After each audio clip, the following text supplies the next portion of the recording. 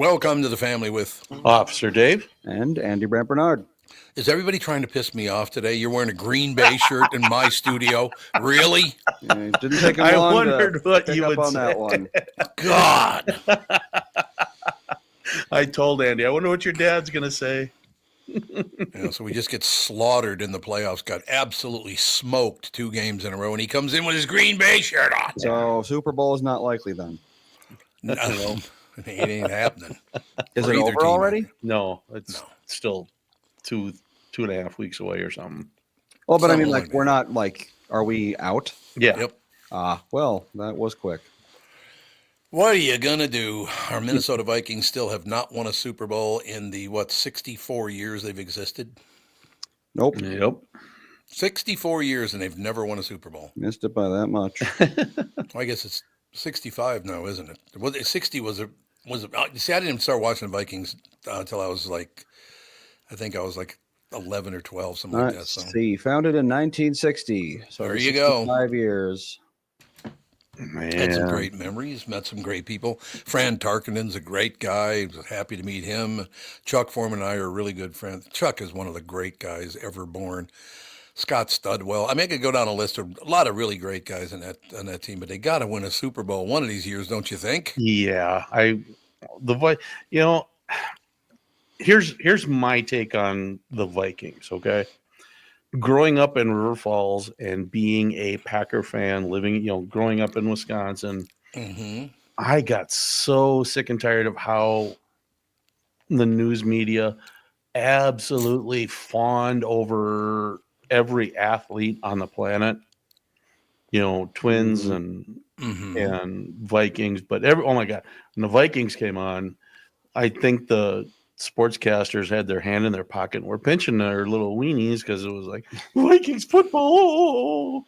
Pinching their weenies. You know, Really? as you do. And I swear As to God, one does. if I'd have grown up in Green Bay, I probably would have been the same way about the Packers because it's just can't stand the fawning over people.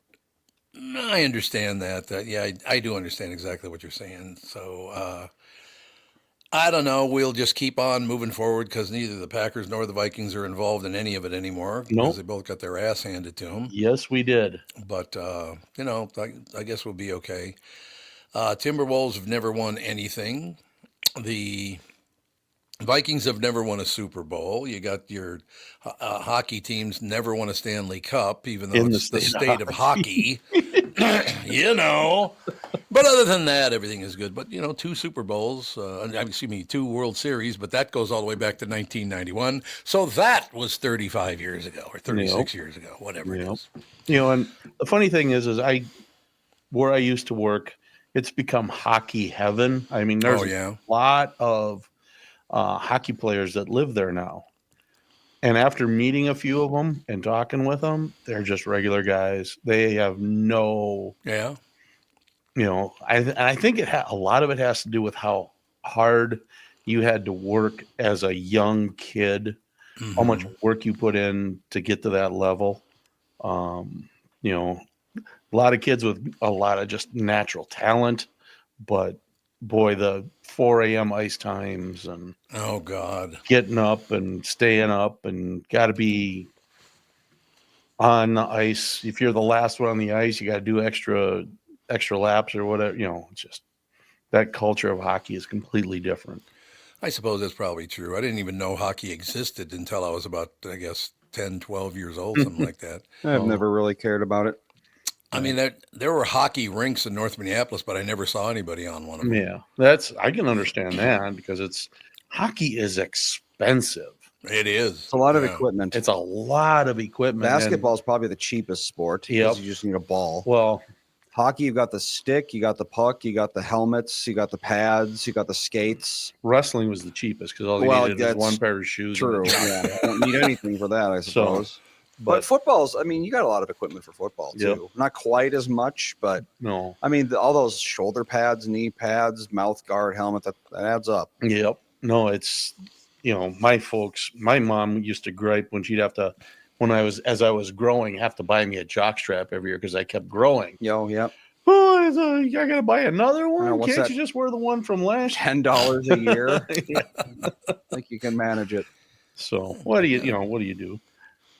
Well, it's less than $1 a month. That's not too bad. No, No problem. So what's in the news? Anything any good? Well, I see that the Supreme Court dismissed the charges against the other trooper that was involved in the Ricky Cobb shooting. Oh, is that right? Yep, they dismissed the civil suit against him because civil and criminal suits against him.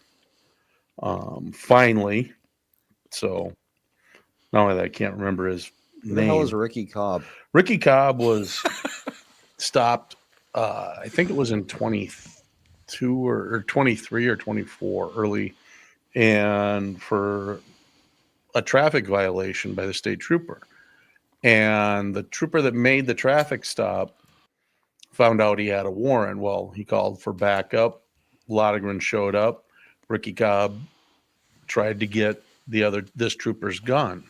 Oh, man, never a good idea. Yeah, as they because he wasn't going to jail no matter what. Mm-hmm. So in the struggle, Lotigren ended up shooting Ricky Cobb. Oh, yeah. And he drove a little bit and then he crashed. Oh, is that the one where the door was open and the trooper was like halfway in the car? I remember that. And Moriarty tried to charge Lotigren, and then that was the one that she spent millions of dollars to hire an outside law firm try to prove that Lotigren didn't follow procedure. Right. And found out that, well, when the first set of lawyers they hired said, yeah, he followed procedure to the letter. You've got nothing here. And then the second set that she hired from Boston for millions of dollars said, sorry, he did his job properly. And she still wouldn't back down. Yep. Yeah. And then finally it was. Well, a lot of people honestly believe that there's never an excuse to shoot a suspect like that. Well, it's like no matter, even if he's grabbing for your gun, even if you're being dragged behind a car, you can never, ever shoot them. Right. It's just, it's horrible. One day they're going to invent some sort of device like a taser, but it works 100% of the time and it just locks down the person. And then you can, take him into custody and police shootings will stop happening on that day. But until then, all we've got is basically garbage and then guns. Right. Because tasers are just not good. They are good, but they're for certain things. Right. Well, it's like, especially in Minnesota, like if something happens in the winter, taser's not going to do anything against a Minnesotan's winter coat. Big puffy coat. Yeah, exactly. Yep. It's, and I've been tased number of times for trainings. They like to use me because the more muscle you have, the better it works.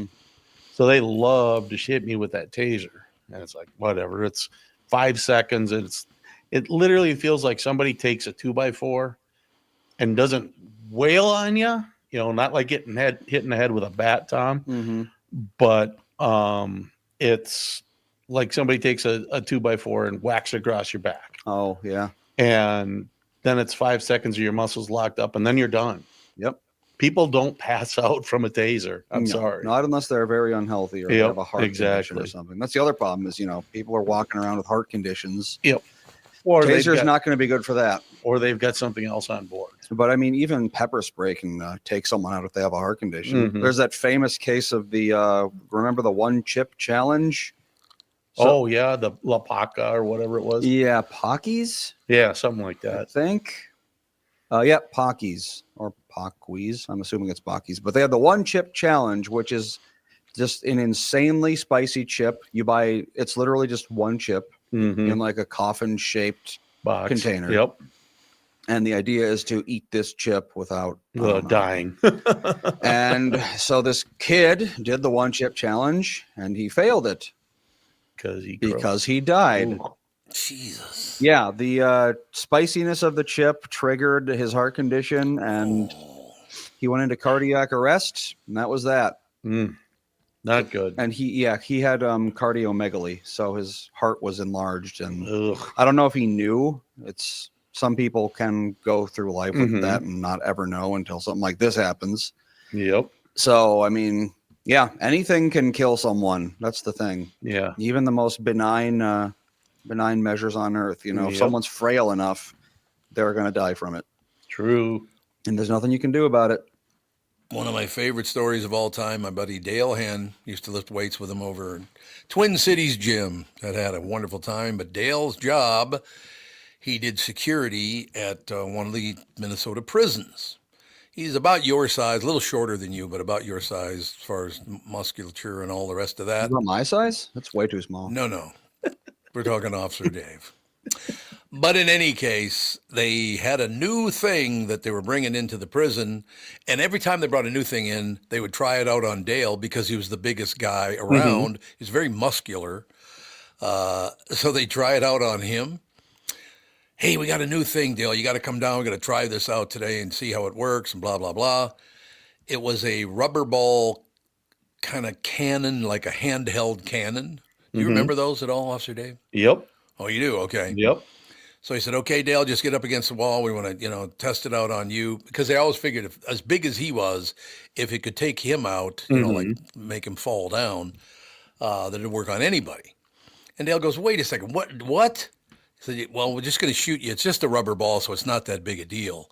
But we're going to shoot you and see your reaction because you're so muscular that it'll definitely work on other people. And he goes, well, do me a favor. I just want to see it. I want to step aside, shoot it at the brick wall behind me, and then, the big blocks, those, Cinder 12 by blocks. 6 inch cinder blocks or whatever the hell they are. So he steps aside. They shoot the gun with the rubber ball at the wall.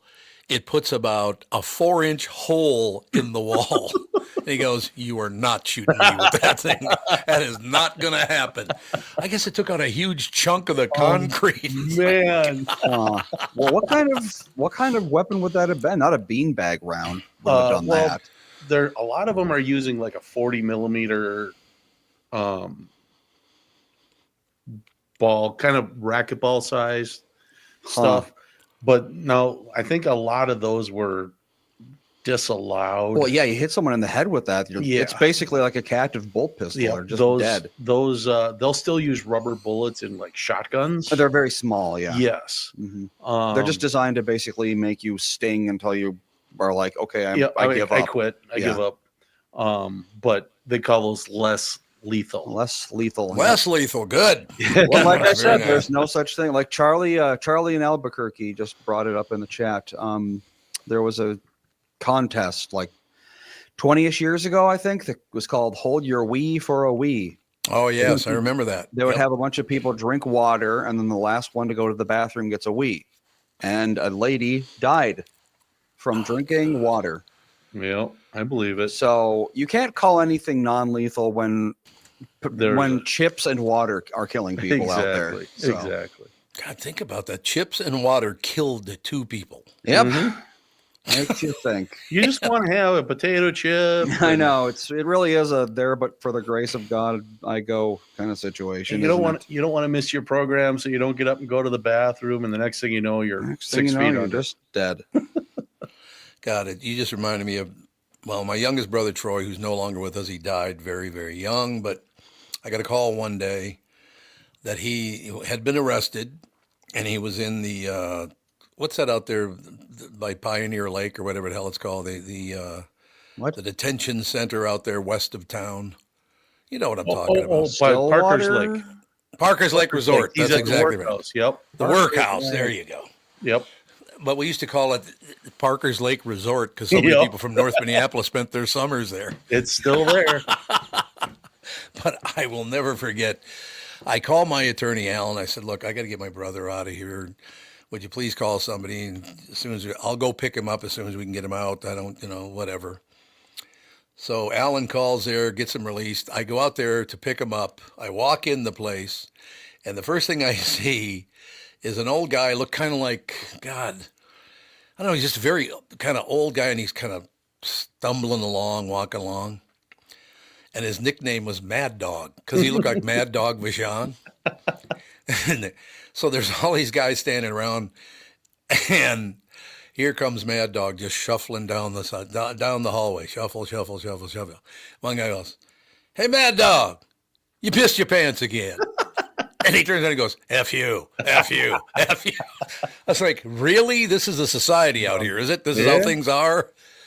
Do you ever have to spend any time, working at a place like that? Fortunately, no. The little bit of time I've spent near anybody that's got a real problem was one kid swallowed a bunch of dope. Oh God. And it wasn't weed, it was supposedly heroin. Oh yeah, you can't do that. So although heroin is actually a lot less bioactive when you swallow it, so he's probably lucky in that regard. But he was of course taken to Methodist where they give him the charcoal. Oh, sure. And so he's laid in there, and I have to be in the room, but I couldn't stand to be in the room with him because he just reeked. So I was literally standing outside the door, and all of a sudden, help me, help me. I turn around and I look in the room, and here he's kind of kneeling on the hospital bed, got his kind of his rear end sticking out, and he's sitting there in his tidy white. I shit myself. God. I was like, okay. Yeah, if you want to get rid of heroin, don't swallow it. No, that's a bad thing. Do something else with it. Oh God, that was so. I was standing there and because I cannot stand blood or puke or poop. I mean the two P's. I can do all the blood in the world, but I cannot stand smell of puke or pee. Yeah. Oh God. Yeah. I wonder, like, people who work in like elderly care facilities, how do you do your job? There's no way. No way in the world. Had another situation like that. Guy, we had a assisted living, but not quite assisted. You'd have the memory care, then the assisted living, then the independent living. Well, this lady was right on the verge, and apparently, sometime in the middle of the night, she got up to go to the bathroom and didn't make it, and slipped and fell, pooped herself, and then rolled around in it for hours. Hours. By the time was this before they had those life alerts? In independent living. Oh, so she didn't have one of those. She didn't have any of that stuff, yet. And they didn't check. They don't have to check on you. So all of a sudden, when her meal didn't get taken from the door, they went inside, and here she's in the bathroom. And then, of course, what do? They call 911. And 911. Well, I guess to make sure she's not like stroking she fell, out or something. Yeah, exactly. I hit that, and it's kind of like a 1-bedroom thing where they got the bed is in the living room and all that other stuff, and then there's a separate bathroom, little tiny kitchen, that kind of deal. I hit the door of that place and one step inside, and I turned right around. Yep. And then the nurses were having to come check on me because I was. Then they called 911 for you. I was heaving. I was like, yeah. As a realtor doing the foreclosed houses, every so often I'd walk into a house and I'd be like, okay, I need to go like mask up or something. Put on the bio suit. People will leave interesting smells in their homes, even when they know a realtor's coming. It's interesting. One of my favorite things of all time is talking about you. What is it that make you throw up? It's poop and pee make you throw up. Puke and poop. Puke and poop. There you go. Yep. I thought it was something like that. But, one thing I love about the show, Doc Martin, he's a doctor, and the sight of blood makes him vomit. It's like, nice doctor. It doesn't make a whole lot of sense. You guys ever watch that show? I have not, but it sounds hilarious. Andy? I think we watched like one episode of it a long time ago. You didn't like it? It was okay. I just don't watch that much TV. Well, that's your generation's like that anyway, right? We started watching Scrubs shortly after we got back from Florida last year, and we're still going through it. How many episodes? There are 8 seasons. We are starting season 6. Wow. So it takes us a long time. Yep. That would make sense. Now, I did just get a story through. It's not good news for Officer Dave because it's going to change his life completely. Oh, no. Spirit Airlines has made an announcement. They just announced you cannot wear see-through pants on their airplanes anymore. Mm. I have never seen anybody in see-through pants. Have you? I never have. Right? It depends on Andy? how see-through we're talking. I've seen Well, I'll some red carpet outfits that are certainly they're more sheer than yep. you would hope. But Means no more sheer tops without a bra. Leave the clear plastic pants at home. Yeah, no see-through clothing. And don't even think about wearing your full fishnet bodysuit. They updated their fine print this week to bar things that could be seen as lewd, obscene, and offensive in nature. That includes see-through clothing, tops that don't offer adequate coverage, and pants or skirts that expose your butt or other private parts. who would want to fly in that? I don't know. I don't know. I'm like, if you can see through it, then bacteria can get through it. Exactly. Yeah. I'm gonna be wearing heavy clothing and try not to touch the armrests if I can avoid it. Like you used to say, Tom, put on the diving bell before you go anywhere nowadays. Yeah, there you go. The biggest change I ever made in terms of travel is I started bringing wet wipes on and wiping my seat down every time because I used to get sick every time I flew. I don't get sick anymore. Yeah. You just wipe it all down, wipe the tray down, Really? wipe the armrest down, wipe the seat belt down. And I don't get sick anymore when I fly. So it's just people leave their stuff. Well, people used to come on and take their shoes off. I remember one time, honest to God, I was flying with Fitz. I can't remember where we were going. I think we were going to Chicago and whatever. But Fitz is about your size, Officer Dave. And we're sitting there in first class. We got lucky, got some first class tickets.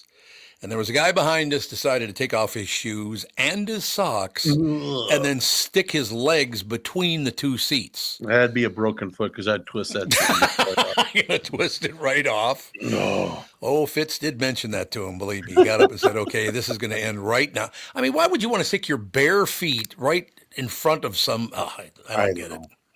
People are just that way, though. It's all about me. My comfort is more important. I suppose that's true. I guess it's something like that. So what else is happening in the world of importance? Anything good?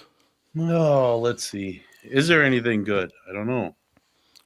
I haven't looked much. It's been kind of a wild week, so yeah, you've been very busy.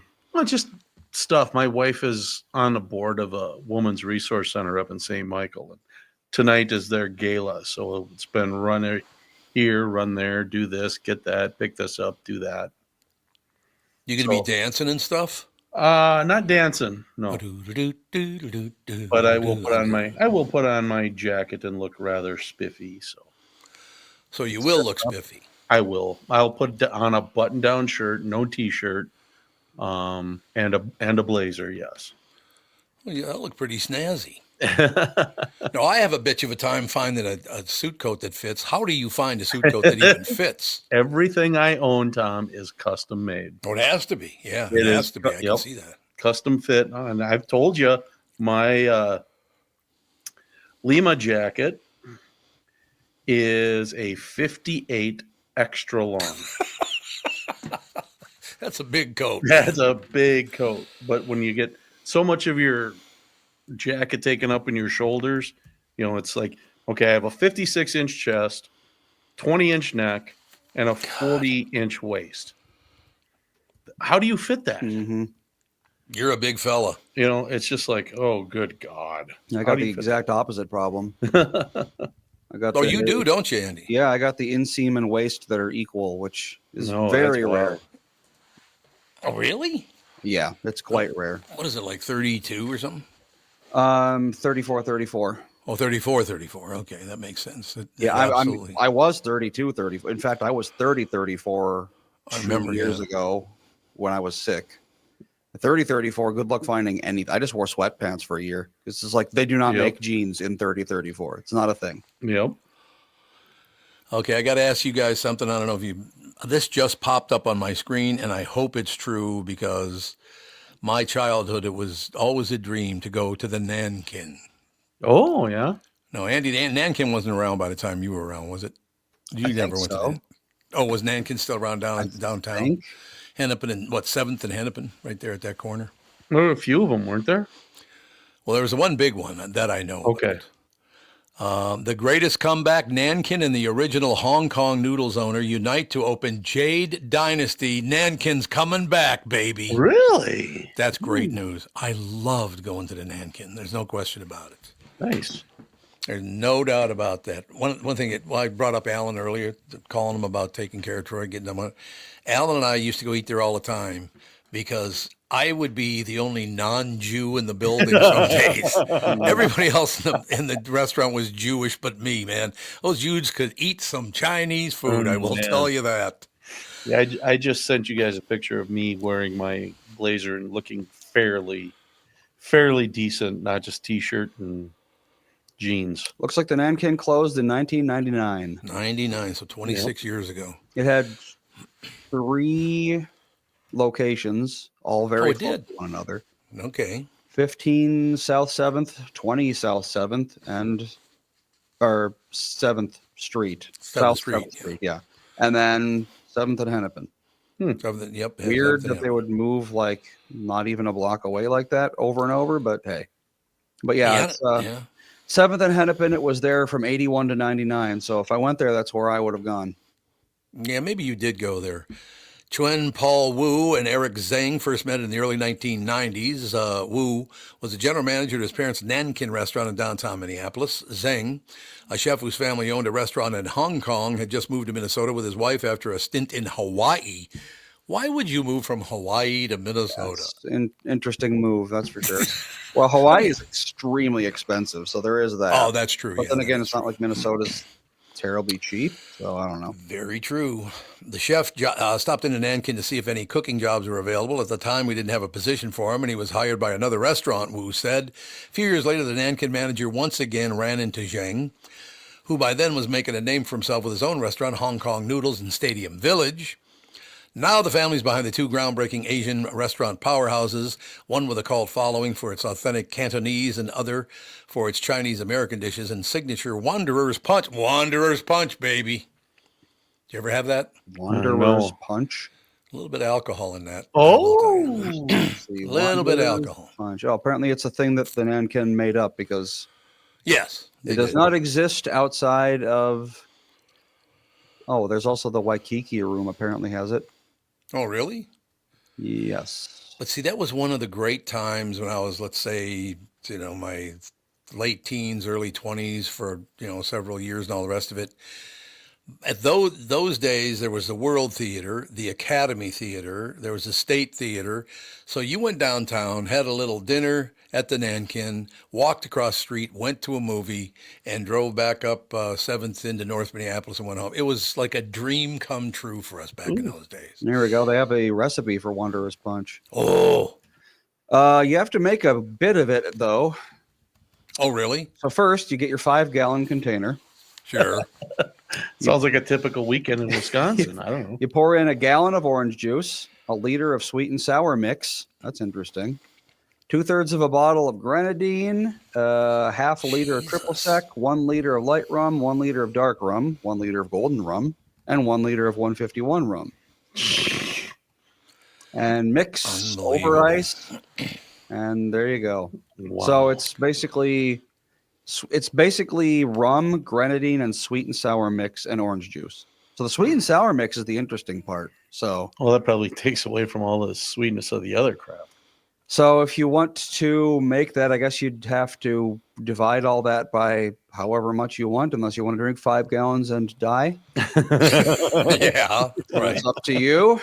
I think 1 liter of 151 proof rum would be enough to kill most people. That would do it. Maybe not Joe, but in his I don't prime. know. Yeah. In the early days, Yep. I think maybe now. Yeah, I wouldn't give it a try. Don't try it, You Joe. can drink a liter of sweet and sour mix and you won't die. You might wish you were dead. Yeah, exactly. It could be. I got to read another paragraph about the story, but I have to ask first. I'm not sure, but I think this restaurant is the one I'm thinking of. It's about halfway down in the paragraph, and hopefully It is great. It's a restaurant called the Szechuan Star, and I believe the number one guy at the bar every night was Billy Martin. Really? That might have been Wong's. I can't remember where that was, though. I cannot remember. But he was there every damn night. It was unbelievable. Wu's family came to the United States from Hong Kong in 1980 and purchased Szechuan Star restaurant in Edina the following year. Ran it for about a decade and eventually sold it. Yeah, sold the Szechuan Star. I can't remember the one I'm thinking about. But yeah, Szechuan Star was really good in Edina too. In 1989, they bought the Nankin, becoming the third generation to own the institution that began in, God, run this by your brain. The Nankin opened in 1919. Mhm. Oh, Jesus. Yeah, it was open for 80 years. 80 years it was open. God, it was so good. It was incredibly good. Like Szechuan Star, the Nankin was a family affair in which his parents and sister Emily took on various roles, while Wu took the lead in the front of the house, inside business, stuff like that. Their family ran Nankin for 10 years until the restaurant closed when its lease inside City Center was not renewed. That's right, they shut it down for a while because they built City Center. Oh, yeah. God, it just gave me another memory from, I haven't thought of this in years and years. And I don't want to even if I could remember the name, it was a walk-up deli kind of place. Mm-hmm. And there was a woman, what's the disease, Andy, where you say foul things and you don't even know you're doing it? Coprolalia? What is it? Coprolalia? Yep. Coprolalia. It's So a semi-common presentation of Tourette's, but yeah. it's about 30% of people with Tourette's have it. I remember there was a woman in there. You would go in, she was very sweet. She didn't know she was doing it. She had that illness or disease, whatever it is. And you would order your food. They'd bring you your food to the counter. It was an over-the-counter kind of deal. And you go, thank you, and I see you again. And then she'd start going, F you, F you, Yeah. F you, but not F. She'd say the whole word. Yep. Mm-hmm. I will never forget that as long as I live. It's like, what the hell is that? Then I did some research and found out she wasn't doing it on purpose. No. God, but that area of downtown, let's talk about that for a second. That area, 7th and Hennepin and spread out in all four directions, was magnificent back in the day. They had everything there. It had like 5 movie theaters at least. The Lyric was open down there. I mean, there might have been more than 5, like 6 or 7 within a few blocks. Well, you're talking before the 70s and 80s, correct? I suppose, yeah, probably. Because didn't Hennepin really become dangerous? The for a while 90s there? was Murderapolis, I think, or was that the 80s? Well, It that might have might- been 90s, I think. yeah. Yeah. But it was just a dream come true. There's Music Land and Music City were right across from one another, so you could go in there and look through all the albums, which people don't do anymore. I mean, for a kid from North Minneapolis, it was a dream come true because 7th and Hennepin, whatever you needed, it was there. Florsheim Shoes was right there. What do you think of that action? Yep. And now, from what I understand, I haven't been downtown Minneapolis in years. It's been years now. Is it still extremely dangerous? I'm not comfortable going down there, but I yeah. would not go down there Yeah. without a 50 cal machine gun. And by the way, if you're listening, bring your anti-material Yep. rifle with you. Yep. Well, I'm sorry, Tom. Go ahead. no, that's all right. I'm used to being trampled these days. Well, I was just gonna go on that because we went down and saw Derek Hughes when he was in town Oh yeah. after he was on the show, and it was like, I'm taking the 45. Did you really? Yeah. I don't blame you. Yeah. I do not blame you. What was the name of the theater that you had to go up the escalator to get up to the theater? What the hell was the name of that theater? It would have been, if you were coming from North Minneapolis, you take a right, and it was about a quarter of a block, half a block down on the right southern side of the Highway, street. was it? Skyway Theater. I think you're absolutely right. It was the Skyway Theater. And now, what is it now? I have no idea. I don't either. Any idea? Skyway Theater still exists. Does it 711 really? Hennepin Avenue. But it doesn't show movies, does it? No, it is an event venue now. Oh, that's what I Okay. thought. Yeah. So they do concerts. They do movies, but it's not a Do movie they? theater. but yeah, they got concerts and that sort Oh, of thing. It's a stage, it's a venue. it's kind of sad about that, and I'm kind of glad we got into this topic. With three different generations basically here. Um, I wish that you guys could have seen that area when I did as a young boy and a teenager. It was heaven down there. I believe that Why they ever let it get overrun with gangbanger scum, I will never understand. Why do they let that kind of stuff happen? because it's not their fault, Mhm. Tom. Oh, it's No not their fault one that ever does anything bad. Yeah, It's the universe forcing them to do it. exactly. That's Andy's 1,000% right. it was such a wonderful, wonderful time. And again, please, what's the number to call in, Andy, if they got some memories of that whole area? I'd like to hear it. 952-600-2575. Yeah, I mean, whatever you needed, it was right there, up and down Hennepin Avenue. Just, it was a dream come true, honest to God. It was just And if you can't talk, you can go to chatsy.com/Tom Bernard Show. excellent. I'd like to hear it. There are areas in St. Paul like that too, because I used to go over St. Paul, same situation, just to have a wonderful time. But it does bother me a lot. I had a friend that was the bouncer at, what's the name of it again? The Whale. What the hell was the name of that bar? It was always packed. The thing was just packed to the rafters. I can't remember the name of the bar. But my friend was the lead bouncer. You've got another guy about your size, Officer Dave. And I will never forget. I go in there, I'm sitting around having a beer, whatever, talking to my buddy. I won't name him because he might not want me to, but he was the bouncer at the bar. God, why can't I remember the name of that bar? The Whale. Something, I think. The Blue Whale. I don't know what the hell it was called.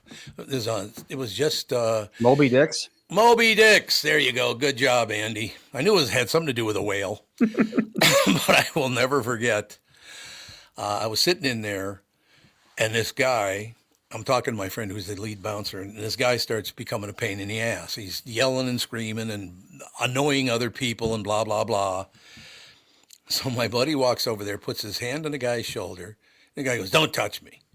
He goes, "Okay, sir, I'll take my hand off you, but I'm going to give you a choice. You can go out the front door and go home, or you can go out the back door and go to the hospital." I will never forget that as long as I live. It's like, ooh, that could be a problem.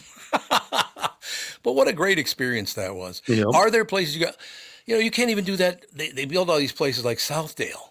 Somebody told me there's hardly anybody in Southdale anymore. Is that true? I honestly, I'm a redneck woodsy guy. I'll go to your small town dive bar and have a ton more fun. No, I could understand that. That'd be a good time, but We go to the Eden Prairie Mall every so often. There's a decent amount of people there. good. I'm Like glad to quite hear a that. few, actually. I'm glad to hear that because the hot spots when I was a kid they're gone. They're I gone believe- forever, Yep. Yep. which is too bad. It's No. just the way it is.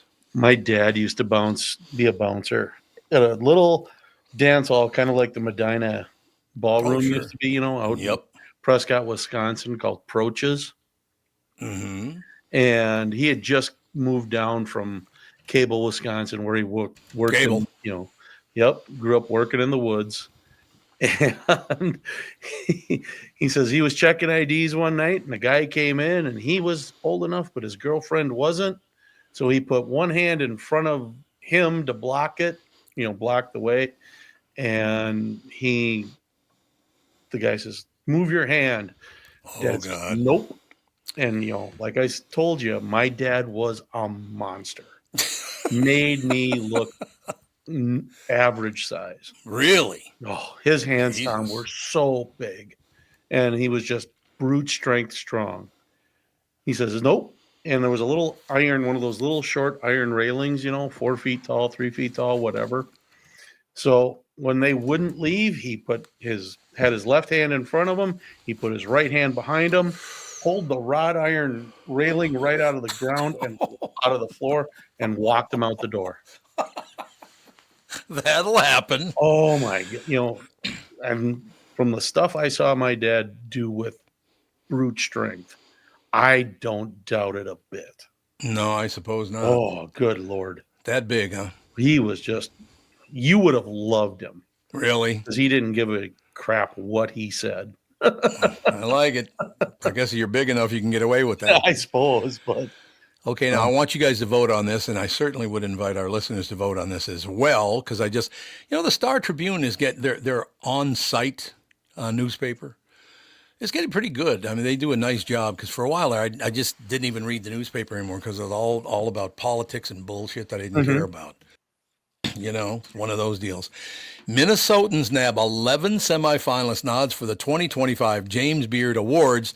Before I scroll down and see what they are, do you have a restaurant you would say, well, God, this is my favorite restaurant. I hope it win. It's at least, given the nod for one of the awards. You have a restaurant like that? I mean, I love to go to Manny's and get their great big huge steak. Yep, it's I phenomenal. mean, that's just I would have to go with Manny's, Murray's as well. I absolutely love Murray's, no question about it. Andy, you got one that you want to go with? Not really, especially ever since I had a child. No, you can't get I it. You can't avoid leave the house. restaurants whenever possible. I these days. suppose. Yeah, I suppose that's true. Okay, I'm going to scroll down. 11, what were you talking about? 11 2025 James Beard Awards for Minnesotans. Holy Hannah, this food looks really good. Why did they have to show me the food first? I don't want to see the food, you pills. After a year of Minnesota chefs being front and center on the nation's culinary stage, the scene was set for another big year as 11 Minnesota chefs and restaurants were named semifinalists for the 2025 James Beard Foundation Awards, a historic showing. It's incredible to see how important Minneapolis has become to the national food scene, said Gavin Case. And yeah, Gavin does a great job. I don't know Gavin, but he does a great job with all of his restaurants. Spoon and Stable was recognized. Spoon and Stable is a really, really good restaurant. The Culinary Awards, widely viewed as the industry's highest industry honors, recognize and celebrate excellence in the hospitality industry and food media. The restaurant all awards fall into 10 national. I don't care about that part. Okay, outstanding chef category. Ann Ahmed for Kaluna. Now you know Ann Ahmed. She was on the morning show several times with me. She was on the podcast several times. Remember that, Andy? When Ann used to come on the podcast? I don't. Oh, yeah, she's terrific. A very, very nice person. She has that Lat 14. Oh, yes. Okay. I do. You do remember her, yeah. Very nice person. Outstanding hospitality. Mucci's Italian. I've never been to Mucci's Italian. Anybody know it? Mucci's. Muccia. Yep. Mucci's. Huh. No. I don't know. Yeah, I don't know it. Spoon and Stable, Minneapolis. Great restaurant. We went there. Yeah, we used to go there a bunch. Yeah, Spoon and Stable is really good. Best new restaurant, Boucheron and Vinay, both in Minneapolis. I don't know those. Boucheron and Vinay, you know those? Nope. Bar Brava, the Minneapolis Natural Wine Bar, made the list in the Outstanding Wine Program category. In the Best Chef Midwest category, Shigeyuki Furukawa of Kado and Diane Mua of Diane's Place, both in Minneapolis. Adam, I think it would be Gessesse. Gessie? I don't know. Gessesse. I've never seen that name before. Gee, what? Gessesse. S-E. How the hell would you... Gessesse?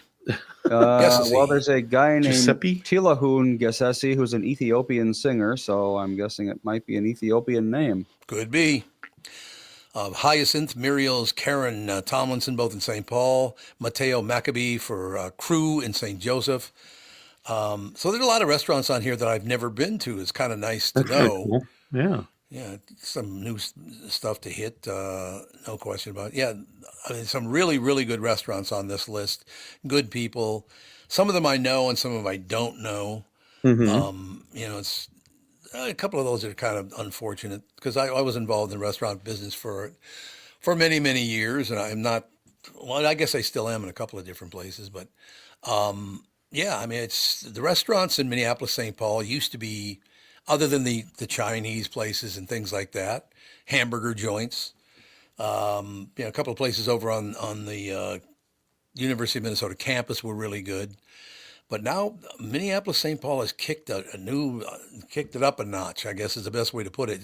The food there is really, really good. That's cool. It is cool. I mean, Yep.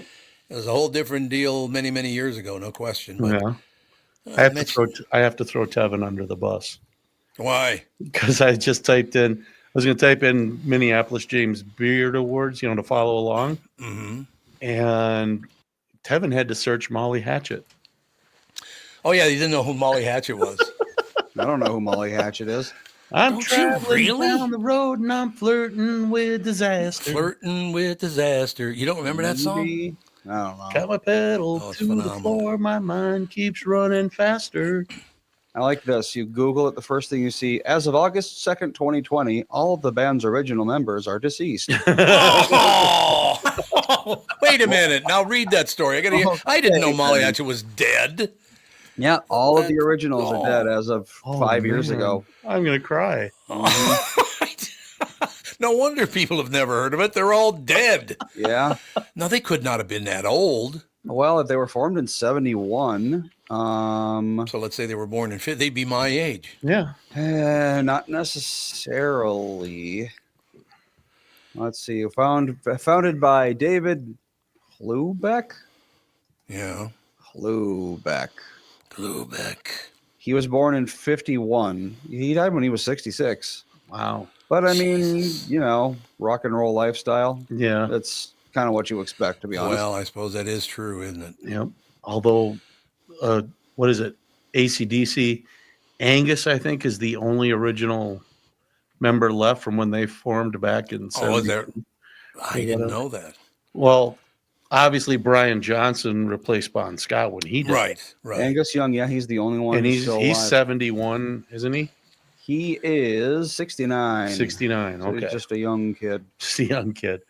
It's like, and AC/DC is my favorite band. I just Phenomenal. always loved them.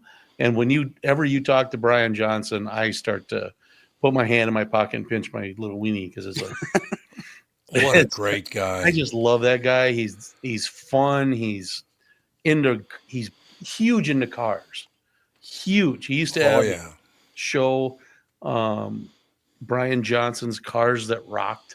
Mm-hmm. Cars That Rock, and he just does amateur racing. He's phenomenal. Angus Young is 5'2". Yeah, he's a little guy. 5'2". That's how tall Melissa is.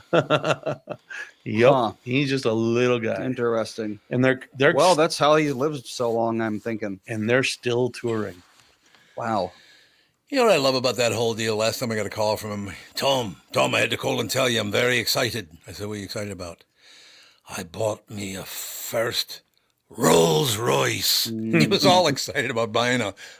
He always, and I said, what about the Rolls Royce inspired? You said, well, it's a very classy car and it's big and it's very comfortable and beautiful. And it was the only Rolls Royce in my hometown growing up in Ireland was a hearse. A Rolls Royce hearse. Okay. Oh man, That's pretty good. But I bet you that's an older Rolls Royce too. Oh, God, yes. I would imagine that's probably true.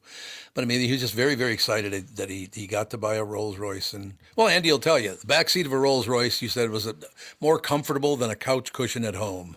I believe that. Oh, yeah. That's why they're $60 billion.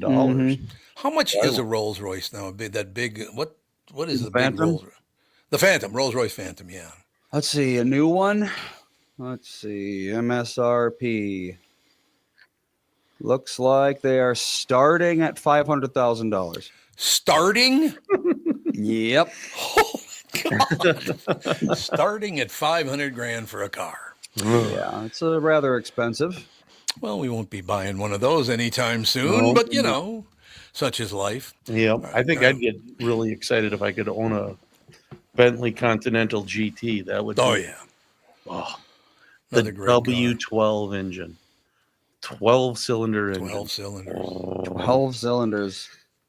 They seem to be going lower on the cylinders these days. I remember when like V8s were like the thing, Yep. and now everything's a 6, if Yep. not lower. Yep. I 6 wonder and why. 4s. Well, they've made so many improvements and figured out how to get more horsepower out of a 4-cylinder. Right. Your 1.6 liters now are cranking out, almost 200 horsepower. Mhm. It's like, wow, that's pretty good for a little 4-cylinder. Yeah, when I was a kid, I remember if it wasn't a V8, it was like, considered a, very low power car. Yep. But now V8s are, I don't even know if they're not very common anymore. It's still, they still are. Ford still has the V8s in the Mustang. Camaros have the V8s. Oh yeah, the power cars, Yep. but like standard, like just consumer cars. No, I don't think no. any of them have any. My wife's car is a 4-cylinder. It's a 2024 Ford Edge. Yeah, there you So go. yeah, There you have it. I just got an email message. It says Elon Musk heater. What the hell's that? uh-oh. What is an Elon Musk heater? I don't even know what the hell that is. He puts a Mm. SpaceX thing in your backyard. Yeah, he hooks a space shuttle booster up to your window That's and what it is. hopes for the best. All right. Any closing words, fellas? No, I don't not believe really. so. One more We week gotta- in January left. Man, isn't that crazy? Yeah, one more week in January. It's exactly right. No question. All right. We'll have a magnificent weekend and we'll talk to you on Monday. You too, Bye. Tommy. Take it easy. Thanks.